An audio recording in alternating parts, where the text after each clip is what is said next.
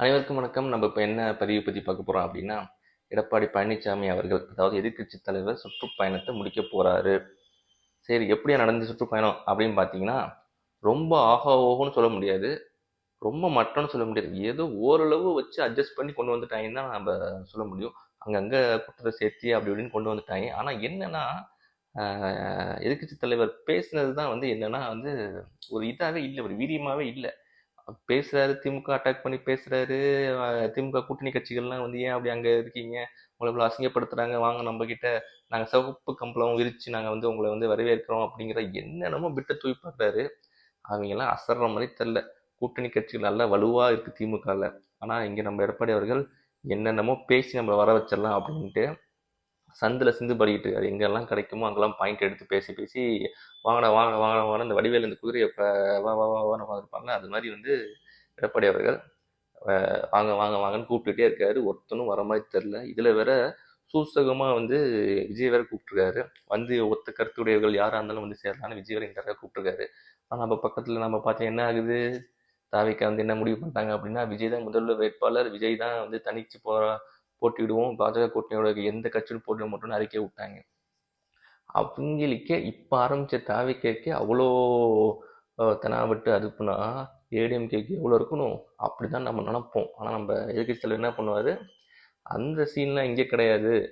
நம்ம ஜெயிச்சாங்கிறதுக்காண்டி யார்கிட்ட வேணாலும் என்ன வேணாலும் எப்படி வேணாலும் நம்ம அடிபணிஞ்சு போகலாங்கிற மாதிரி பிஜேபி தாவேக்கான் எல்லாருக்கிட்டையும் துண்டை போட்டுக்கிட்டு வாங்கடா வாங்கடா வாங்கடா வாங்கன்னு கூப்பிட்டுக்கிட்டு இருக்காரு.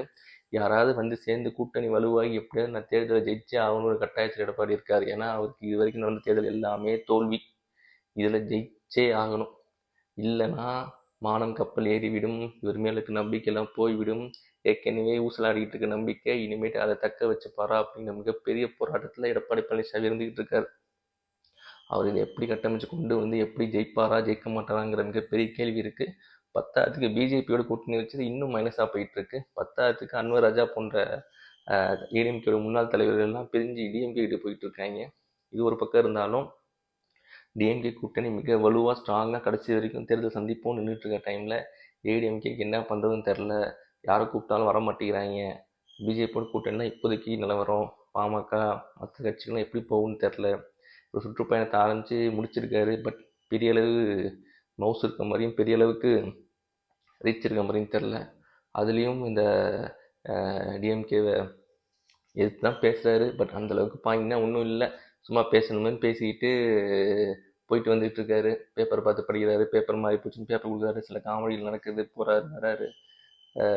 பட் என்ன சொல்கிறது, ஏடிஎம்கே நிலைமை மிகவும் கவலைக்கிடம் தான். உள்ளேயே சப்போர்ட் இல்லை, அப்புறம் எங்கே மக்களோட சப்போர்ட் இருக்கும்? உள்ளெல்லாம் ஒன்று சேர்ந்து ஒரு வலுவாக இருந்தால் தான் மக்கள் பார்க்குறப்போ ஒரு அப்படியே ஆஹா வந்துட்டாங்கடா அப்படின்னு தோணும்.